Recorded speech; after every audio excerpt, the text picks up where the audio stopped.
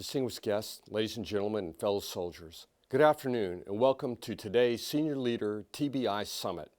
The theme of today's summit is focused on building combat power.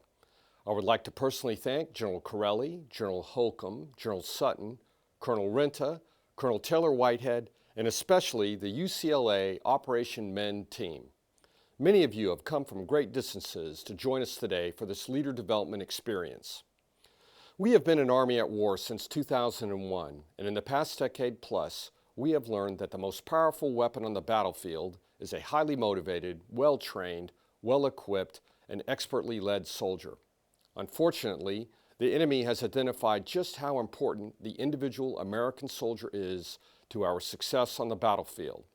These wars, more than any other in our history, have seen explosive assaults in the form of improvised explosive devices against our soldiers. Besides the obvious destroyed and damaged equipment, lost lives, and torn and battered bodies, we've also come to realize that some of these wounds are invisible.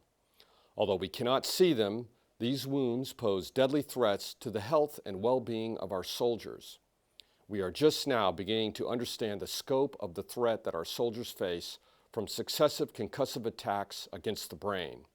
The human brain, that delicate three-pronged organ, although protected by a state-of-the-art advanced combat helmet, is still subject to the effects of invisible shock waves from improvised explosive devices.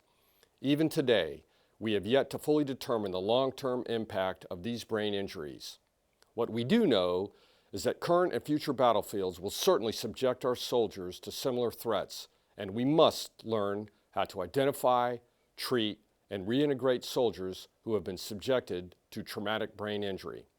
Our goal here today is to enhance combat readiness and build combat power through education of key leaders, interactive discussions, and exchanges with healthcare professionals, and also to make strides in reducing or eliminating the stigma that is often associated with these invisible injuries.